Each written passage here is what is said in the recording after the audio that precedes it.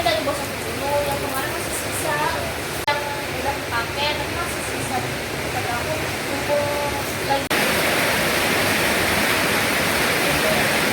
Nah, emang di sana benar-benar jauh sekolahnya, jadi nggak dilanjutin sekolahnya. Oh ya, tentang jual sembako itu bisa dijelaskan sedikit nggak alasannya itu kenapa sih seperti itu? Kan awalnya itu karena THR udah dibagi-bagi, udah buat transfer orang tua, jadi semuanya dibagi buat bayar kontrakan.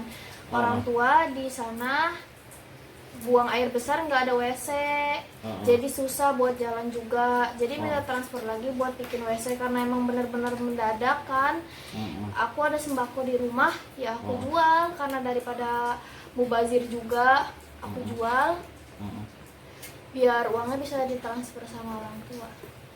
Itu berapa paket yang dijual sembakonya yang didapat sama Mbak Novi, dari didapat berapa dan dijualnya jadi berapa itu?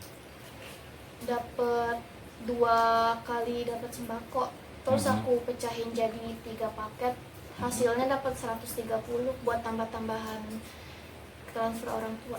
Nah, isi dari paket yang dijual itu berapa variasinya, apa aja tuh isinya? Ada telur, beras, minyak, gula, mie. Sampai akhirnya tuh viral tuh gimana sih, Mbak? Ya karena salah statusnya pertamanya kan, sangkain orang saya dapat dari pemerintah sebanyak itu, ternyata dijual karena kirain pemerintah ngasihnya salah sasaran atau kasih sama orang yang nggak berhak nerima.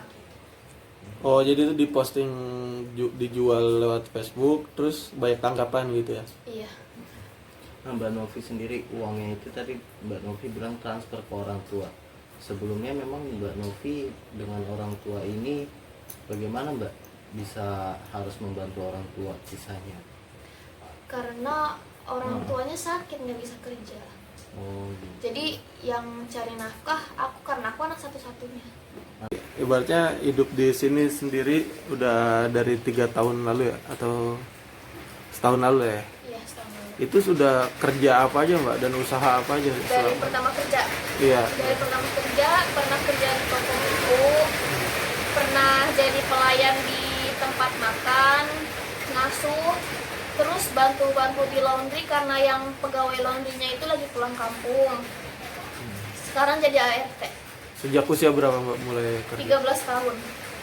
Dan itu untuk emang karena kondisi orang tua jadinya harus menafkahi gitu ya. Itu gimana, Mbak? Maksudnya Mbak kan masih muda gitu tapi udah harus bekerja, itu kayak gimana sih, Mbak? Ya sebenarnya kalau orang dengar cerita sih bisa inspirasi sih, tapi kalau aku jalanin sendiri ya nggak ada kesedihan atau apa, karena emang bener-bener udah bisa dijalanin sendiri. Itu karena kebutuhan atau Mbak misalnya punya apa contoh sendiri atau seperti apa, Mbak, bisa kerja kayak gitu di usia muda? Kan ya mungkin pertamanya karena memang orang tua udah nggak bisa menafkahi ya.